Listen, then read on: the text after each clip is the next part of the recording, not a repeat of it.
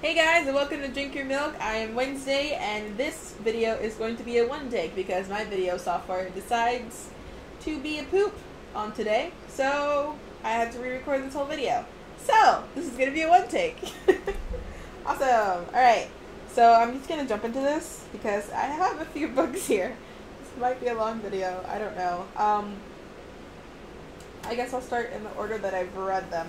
My favorite book, by far, is, and always will be, I think, is The Innocent.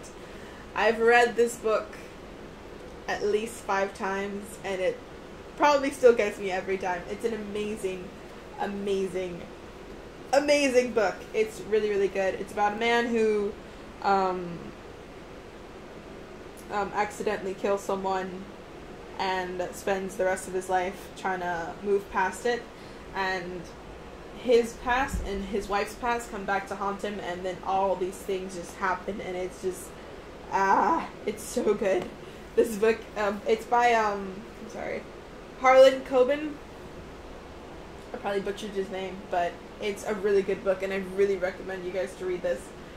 It may seem like kind of like I guess it's mystery and that's what you can say. I don't know how to describe like a detective kind of thing. But it's a really good read, and I think everyone should read that book. Another book everyone should probably read, which is another one of my favorite books, is The Glass Castle. And I know a few people have probably read this book because it's like recommended.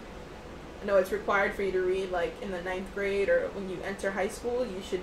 It's recommended, not recommended. Oh my God, it's required that you read this book. And I honestly do think every person should read this book.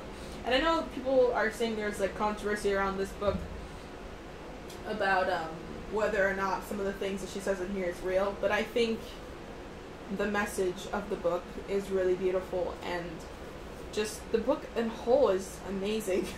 I love it, and it's a memoir of this woman, Jeanette, and she just basically is telling everything that happened to her in her life when she was a kid up till, I guess, when she finally got away from everything that she was going through in her family. I'm really bad at describing things, if you haven't noticed already. Really bad, but I'm going to try my best in this one. But yeah, I'll just read the description here. It says, The Glass Castle is a remarkable memoir of resilience and redemption, and a revelatory look into a family at once deeply dysfunctional and uniquely vibrant. When sober, Jeanette's brilliant and charismatic father captures his children's imagination, teaching them physics, geology, and how to embrace life fearlessly. But when drunk, he was dishonest and destructive. Her mother was a free spirit who abhorred the idea of domesticity and didn't want the responsibility of raising a family. The Walls children learned to take care of themselves. They fed, clothed, and protected one another, and eventually found their way to New York. Their parents followed them, choosing to be homeless even as their children prospered. I will tell you that if you read this book, you will be frustrated, sad, and pissed off at almost every single character in this book. It's just one of those books that it pisses you off, but you just have to keep reading it, and it's really amazing. It's another book.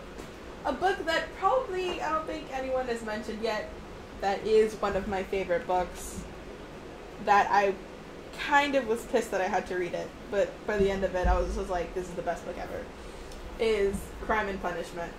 Now, this book I had to read for my AP literature class back when I was in high school, like 3 months ago, and it is, how do I keep doing this? Whatever.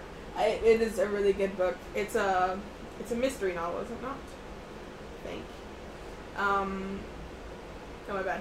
I'll just read the description here. It says, it's a murder story told from a murderer's point of view that implicates even the most innocent reader and its enormities. Enormities? Yes. It is a cat-and-mouse game between a tormented young killer and a cheerful, implacable detective. It is I can't read, I'm sorry. Naturally acute investigation of the forces that impel a man towards sin, suffering, and grace. And one thing that will piss you off about this book, that pissed me off, and every other person who's ever read it, is the names. They're all in Russian, so you'll have complicated names like Raskolnikov and Nastasia, which I like that name actually. Also Marmeladov and Vikrushin, and these names you cannot keep up with. but the story itself is amazing, and I love it. And I recommend that you read it. And if you get confused on some of the stuff in here, go on SparkNotes and read some of the stuff that they have there, because I know like SparkNotes and a couple of other websites will help you dissect the book.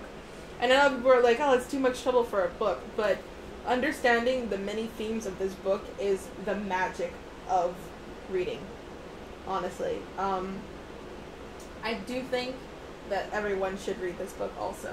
There's another book, there's two more books actually that I don't have with me like in like physical form. They are on my reader though. But there are The Perks of Being a Wallflower and The Great Gatsby. The Perks of Being a Wallflower, I didn't understand that book until the last page. And then I had to read it again just to get it. And it's become one of my favorite books. And I've said "and" like 1,000 times in this. I really apologize. This is why I edit, or whatever. It's just one of those books that are just like, wow.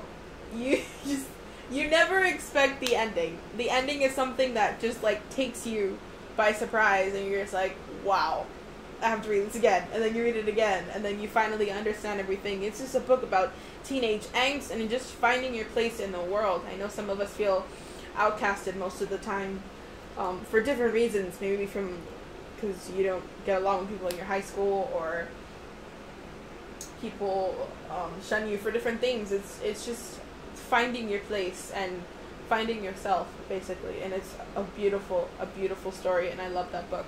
The Great Gatsby is another thing that it's kind of like Crime and Punishment in the way that it frustrates you, but at the same time you relate to so many of the characters and you just want to reach in and help them. And I love that book. I really do love The Great Gatsby. It's another great read.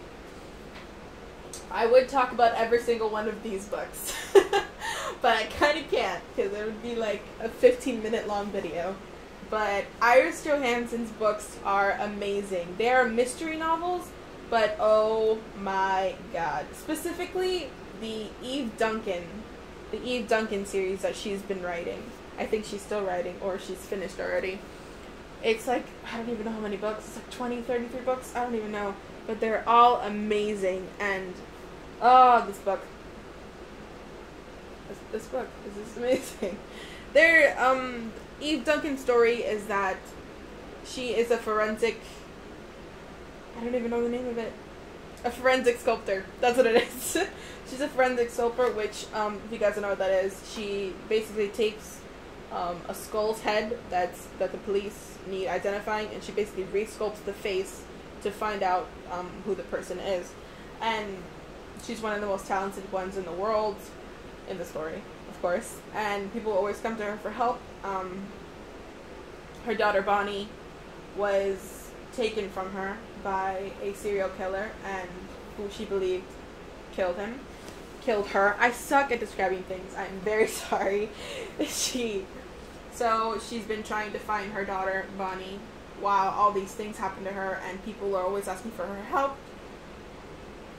Oh my god, so good. I suck at describing things. You know, I'm just gonna go look up the description for the Eve Duncan series, because it has become one of my favorite things to read ever. Eve Duncan series description. Okay. I should have just done that in the beginning. But I'm smart, and I don't think ahead at all. Okay. This is the description for Eve Duncan series. Eve Duncan is a survivor, still tortured by the kidnapping and murder of her 7-year-old child, Bonnie. Years after this tragedy, Eve is one of the world's most famous forensic sculptors and tries to bring closure to other parents who have lost their children. That's another thing about Eve in these books. I keep hitting my head out, I don't know why. That you will relate to her in so many ways. She is an amazing, strong person, even though everything has been ripped from her. And just, oh my god, so good. Alright,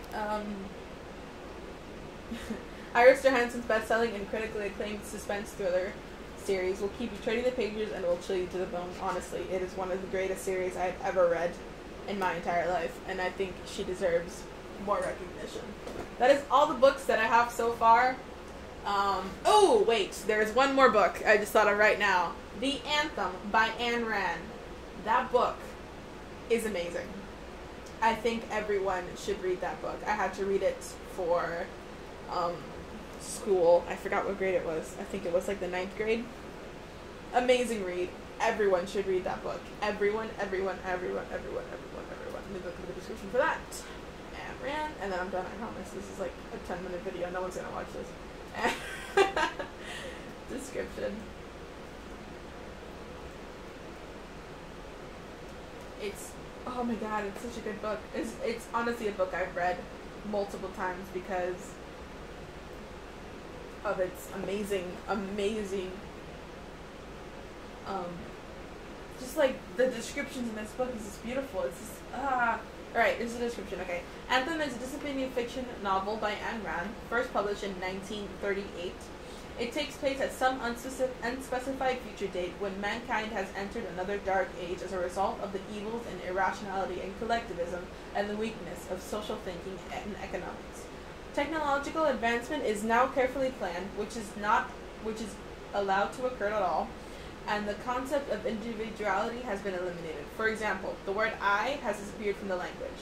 As in common in her work, Rand draws a clear distinction between the socialist communal values and equality and brotherhood, and the productive capitalist values and the achievement of individuality. Many of the novel's core themes, such as struggle between individualism and collectivism, are echoed in Rand's later books, such as The Fountainhead, which is another amazing book, you guys should read that, and Atlas Shrugged. However, the style of Anthem is unique among Rand's work. More narrative-centered and economical, lacking the intense dictate expressions of philosophical abstractions that occurs in later work. It is probably her most accessible work. It is amazing. This is another one, and it's open source on the internet if you guys want to download it. It's completely open source. I'm sure it's public domain. That's what I mean. It's public domain. So if you guys want to download that, you should totally download that book. It's kind of hard to grasp what he's saying sometimes because they refer to themselves as we, because individuality doesn't exist in this time.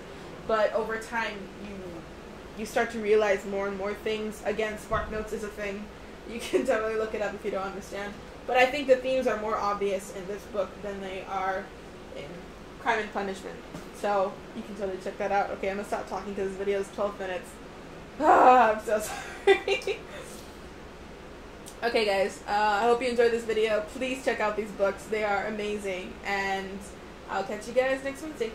Bye!